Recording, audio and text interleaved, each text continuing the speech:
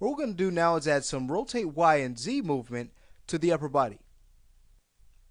As the character strains to pull back the crate, he's going to rotate his body a little bit to the side based off of the direction of what foot's going back. Okay, so in this case here, as the character is pulling back, he's pretty much going to start rotating once he starts to pull the crate back. So when this left foot comes back, for example, his body's going to rotate a little bit more to that left. But he's also going to want to basically position himself in a more comfortable pose where he can really pull back that crate. So he may favor a certain side. So let's have him favor more of the right side. We'll bring back our control curve, select the center of gravity control, and in our graph view, we'll just focus on the rotate Y and Z channels. Okay, and once those are up, what we want to do again is figure out where we want to have our pose, basically that rotation, that side to side movement start.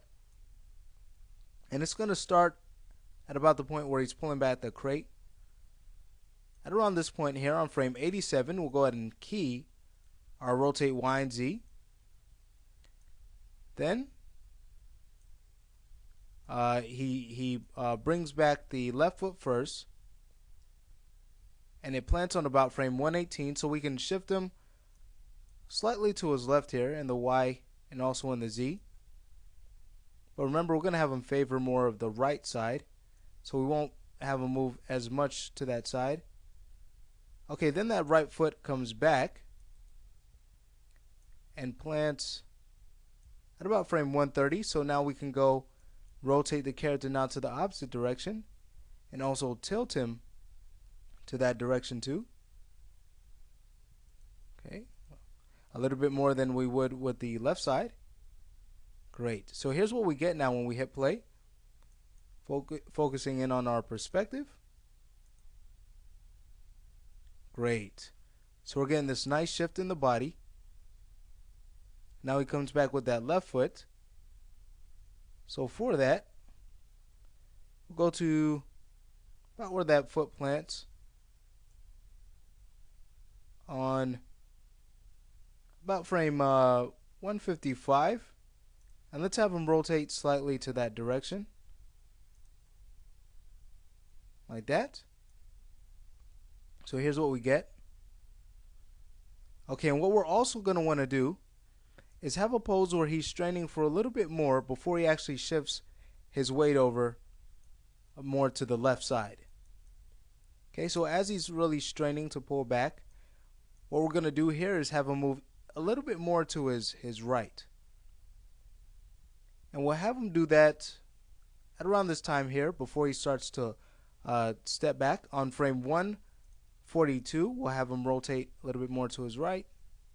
Okay, a little bit more than this key here that we have set on frame 130.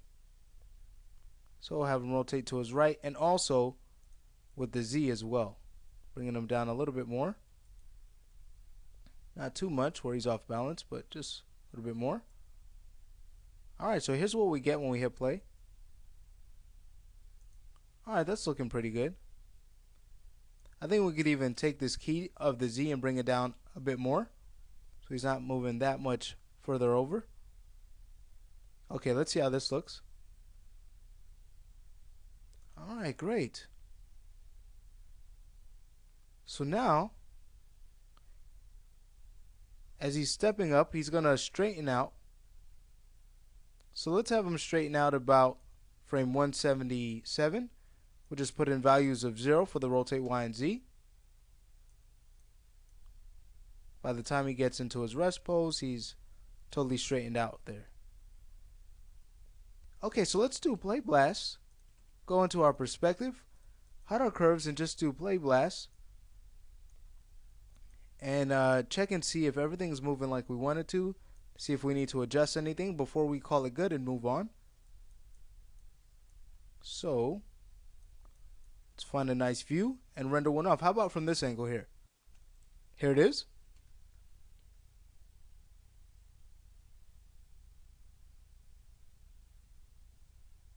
All right, wonderful. So the motion's looking good.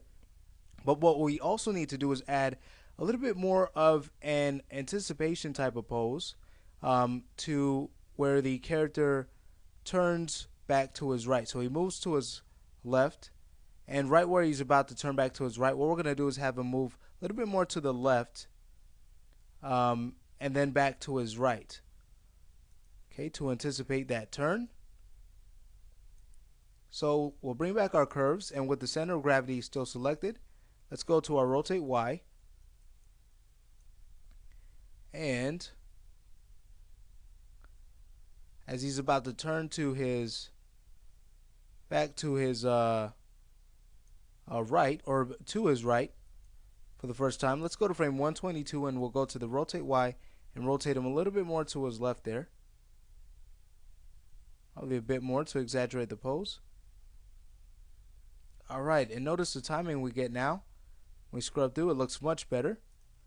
We'll even go ahead and check out a play blast of it. Here it is.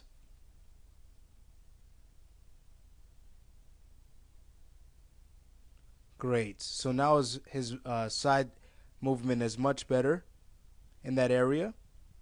Okay, so this side view looks good. Let's try a back view. Let's see how that looks. Okay, so we'll make sure our character's in shot and render one off. How about from this angle here? Here it is.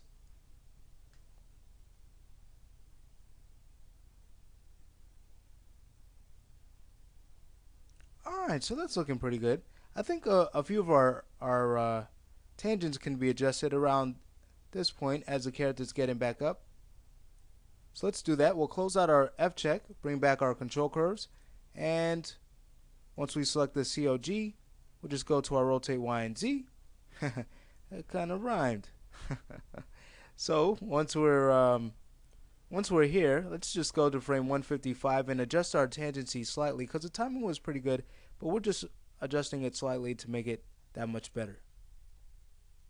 Alright, great. So now we're going to get a better flow in there.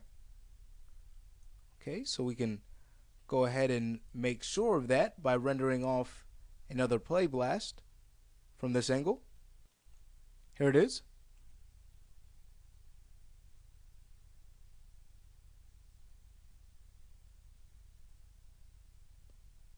Great. Okay, let's check out another angle. How about more of a top view?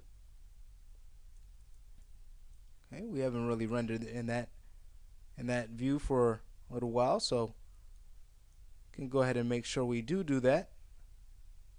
Okay, so we can render from this angle here. Here it is.